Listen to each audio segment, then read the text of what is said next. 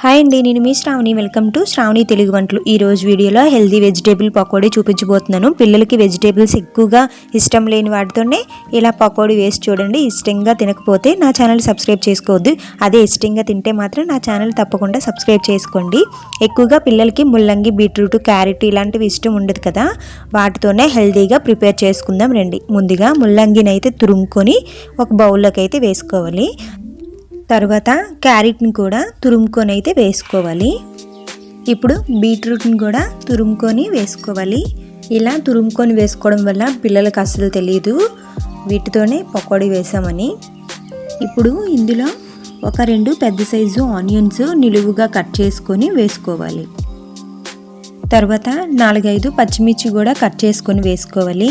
అలాగే 4 రెమ్మల కరివేపాకు కూడా వేసుకోవాలి. ఇప్పుడు ఇందులో 1 కప్పు శనగపిండిని అయితే వేసుకోవాలి. అలాగే 1 కప్పు వరిపిండిని కూడా వేసుకోవాలి. తర్వాత సరిపడిన సాల్ట్ వేసుకొని 2 స్పూన్లు కారం అయితే వేసుకోవాలి. ఇప్పుడు 1 స్పూన్ పసుపు, అలాగే కొద్దిగా అల్లం వెల్లుల్లి పేస్ట్ కూడా వేసుకొని అంతా ఒకసారి బాగా కలుపుకోవాలి. ఇందులో నీళ్ళు వేయనవసరం లేదు. మనం తురుముకున్న వెజిటేబుల్స్లో వాటర్ ఉంటుంది. ఒకసారి బాగా కలుపుకున్నాక పొడి పొడిగా ఉన్నట్లయితే నీళ్ళు కొద్దిగా చిలకరిస్తూ అంతా ఒకసారి బాగా అయితే కలుపుకోవాలి. ఇందులో ఎలాంటి ఫుడ్ కలరు వేయనవసరం లేదు, ఎందుకంటే బీట్రూట్ వల్ల ఎర్రగా వస్తాయి, మంచి కలర్ వస్తాయి, బాగుంటాయి.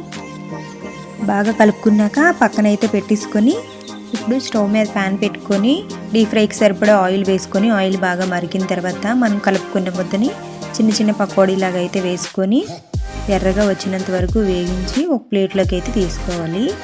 ఇలాగే మొత్తం మిశ్రమాన్ని కూడా చిన్న చిన్న పకోడీలాగా అయితే వేసుకొని ప్లేట్లోకి అయితే తీసుకోవాలి. చాలా అంటే చాలా టేస్టీగా ఉన్నాయి. నేను వేస్తుంటే పక్కన ఒక ప్లేట్ ఖాళీ అయిపోయింది. నాకు బాగా నచ్చింది. ఎప్పుడు మా పిల్లలు ఇలాంటివి బీట్రూట్, క్యారెట్, ముల్లంగి ఇలాంటి వాటివి తినరు. సో ఇలా వేయడం వల్ల చాలా ఇష్టంగా తిన్నారు. మాటల్లో చెప్పలేను, అంత బాగున్నాయి. తప్పకుండా మీరు ట్రై చేయండి. సో నా వీడియో మీకు నచ్చినట్లయితే లైక్ చేయండి, షేర్ చేయండి, సబ్స్క్రైబ్ చేసుకోవడం మాత్రం మర్చిపోకండి. మళ్ళీ నెక్స్ట్ వీడియోలో కలుద్దాం. అంతవరకు టాటా, బాయ్ బాయ్.